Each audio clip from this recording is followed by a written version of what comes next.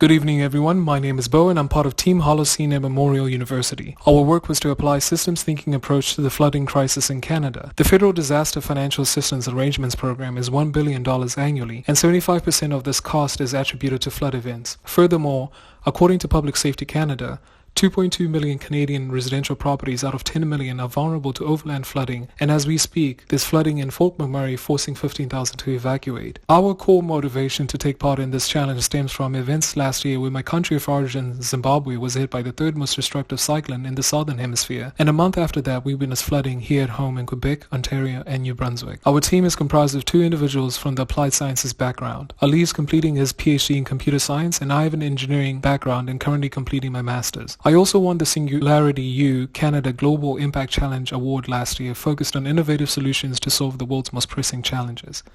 There are multiple factors that affect the severity and frequency of floods in Canada, and it is now a well-known fact that flooding events are on the rise in Canada.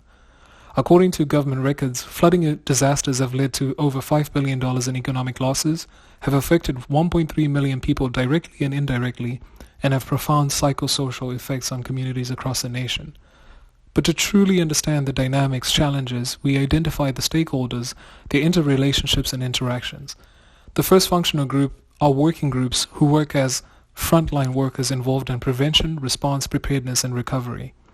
They in turn inform the top half, comprised of senior officials responsible for emergency management all the way up to federal, provincial and territorial ministers.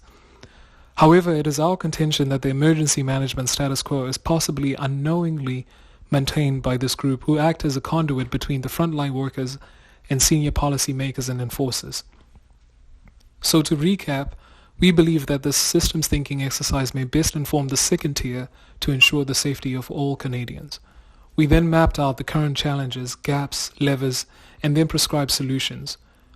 We found three primary problems, and Ali will take you through each one of them and the solutions we identified. Thanks, Bo. According to the Insurance Bureau of Canada's Costs of Climate Adaptation report, municipalities are vulnerable due to the poor state of Canada's aging infrastructure. We found that there is a lack of legal, sociocultural, and financial policies that focus on mitigating the impacts of flooding.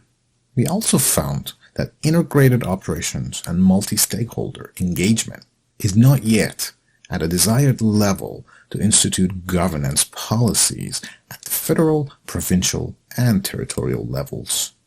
We then identified three solutions, taking into consideration institutional operations and infrastructure factors.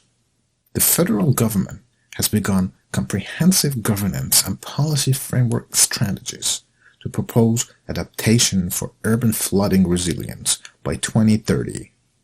We also found that some communities across Canada are taking proactive, self-directed steps through asset-based community development initiatives that focus on mobilizing community assets to enhance resiliency and preparedness. And with faster flooding detection and better infrastructure resilience projects, we enhance the inherent strength of built, natural, and virtual systems. We found three gaps factoring in collaboration, capital, and resilience. Due to the limited collaboration, we felt that the senior officials and disaster risk reduction advisory committee should have more engagement with frontline workers to inform policy and governance. Also, a comprehensive effort to invest in infrastructure and technology to improve disaster resilience is needed.